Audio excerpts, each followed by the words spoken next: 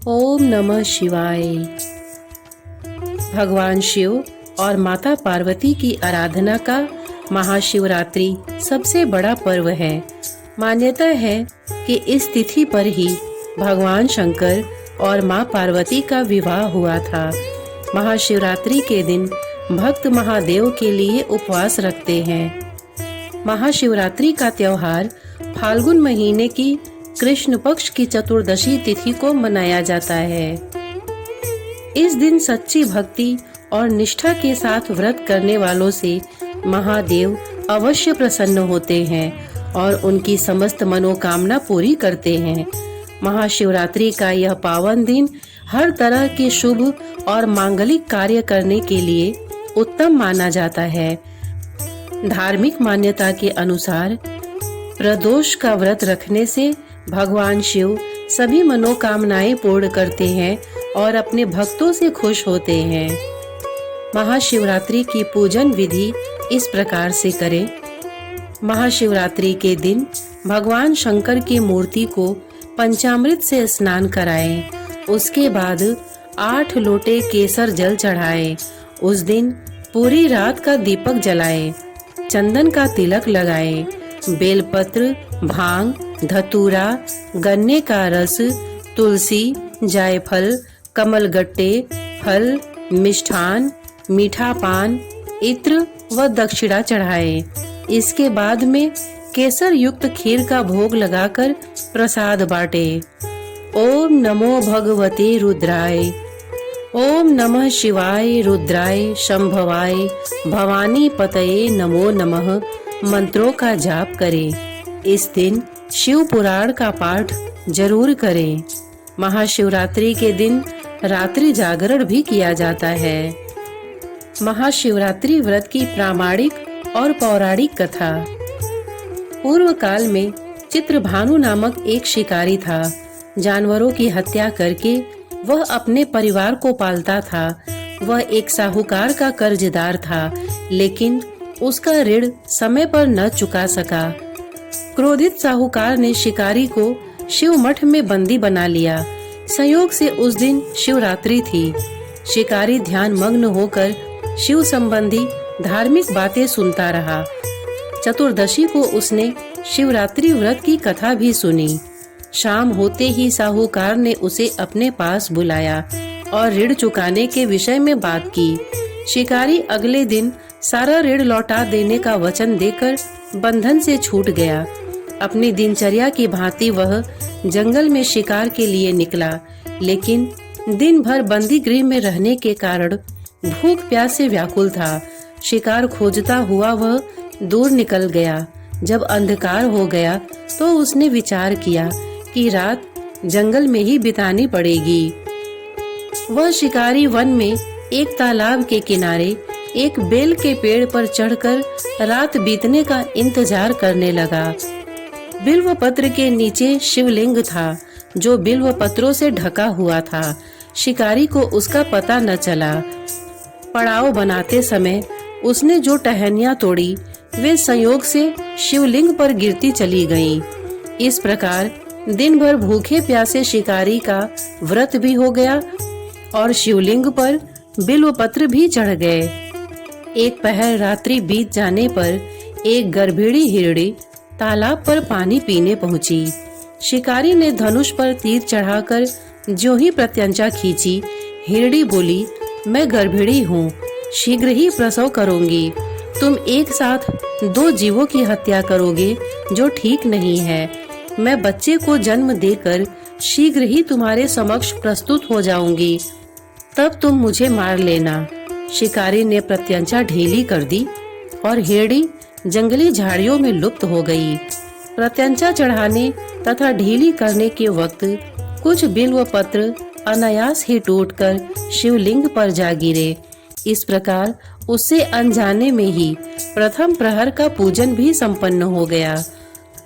कुछ ही देर बाद एक और हिरणी उधर से निकली। शिकारी की प्रसन्नता का ठिकाना न रहा। समीप आने पर उसने धनुष पर बाढ़ चढ़ाया।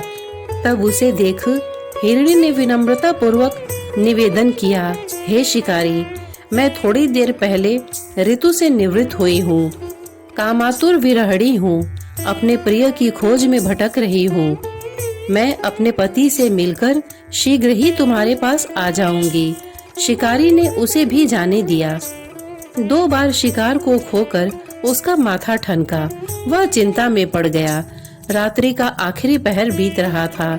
इस बार भी धनुष से लगकर कुछ बेलपत्र शिवलिंग पर जा गिरे तथा दूसरे प्रहर की पूजन भी संपन्न हो गई।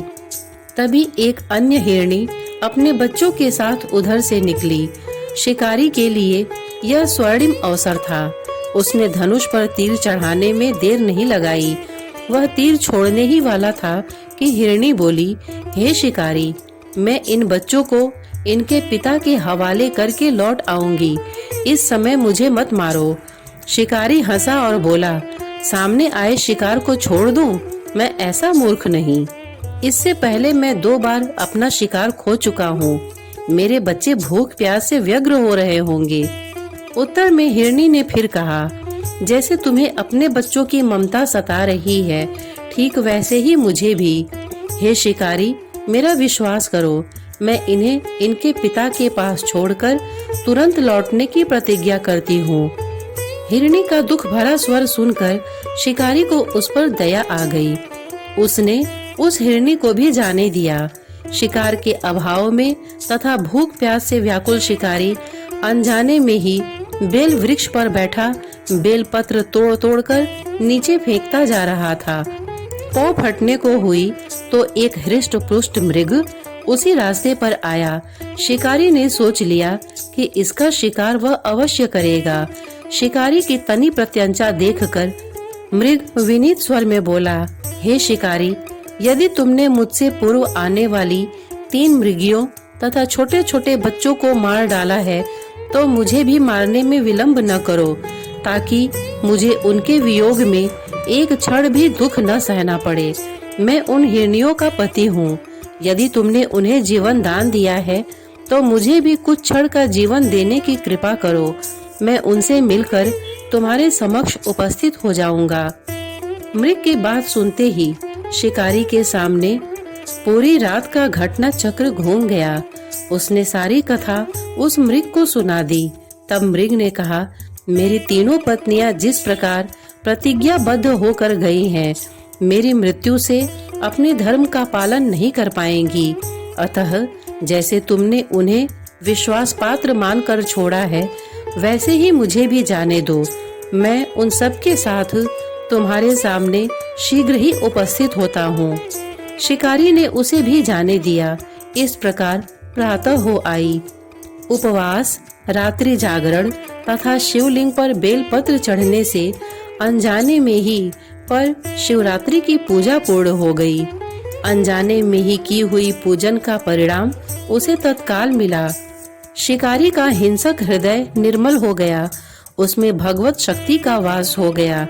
थोड़ी ही देर बाद वह मृग सपरिवार शिकारी के समक्ष उपस्थित हो गया ताकि वह उनका शिकार कर सके।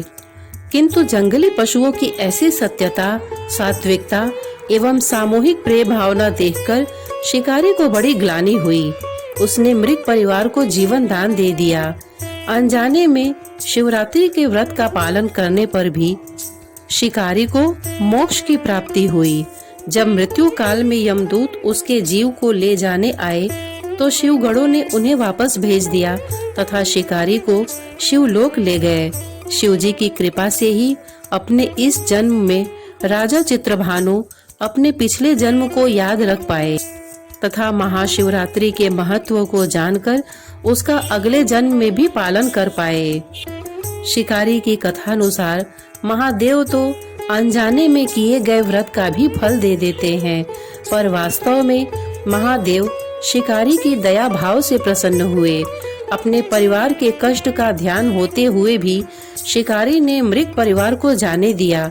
यह करुणा ही वस्तुतः उस शिकारी को उन पंडित एवं पुजारियों से उत्कृष्ट बना देती है जो कि सिर्फ रात्रि जागरण, उपवास एवं दूध, दही, बेलपत्र आदि द्वारा शिव को प्रसन्न कर लेना चाहते हैं। इस कथा में सबसे महत्वपूर्ण बात यह है कि इस कथा में अनजाने में हुए पूजन पर विशेष बल दिया गया है। इसका अर्थ यह नहीं है कि शिव किसी भी प्रकार से किए गए पूजन को स्वीकार कर लेते हैं अथवा भोलेनाथ जाने या अनजाने में हुए पूजन में भेद नहीं कर सकते हैं। वास्तव में वह शिकारी शिव पूजन नहीं कर रहा था। इसका अर्थ यह भी हुआ कि वह किसी तरह के किसी फल की कामना भी नहीं कर रहा था। उस शिकारी ने मृग परिवार को समय एवं जीवन दान दिया, जो कि शिव पूजन के समान है। शिव का अर्थ ही कल्याण होता है। उन निरीह प्राणियों का कल्याण करने के कारण ही वह शिव तत्व को जान पाया तथा उसका शिव से साक्षात्कार हुआ। परोपकार करने के लिए महाशिवरात्रि का दिवस होना भी आवश्यक नहीं है। पुराण में 4 प्रकार के शिवरात्रि पूजन का वर्णन है।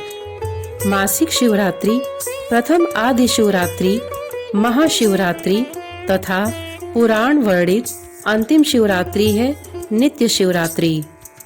वस्तुतः प्रत्येक रात्रि ही शिवरात्रि है अगर हम उन परम कल्याणकारी आशुतोष भगवान में स्वयं को लीन कर दें तथा कल्याण मार्ग का अनुसरण करें। वही शिवरात्रि का सच्चा व्रत है। श्रोतागण, इतने धैर्य से इस कथा को सुनने के लिए आपने अपना बहुमूल्य समय दिया। इसके लिए आपका बहुत बहुत धन्यवाद। नमस्कार।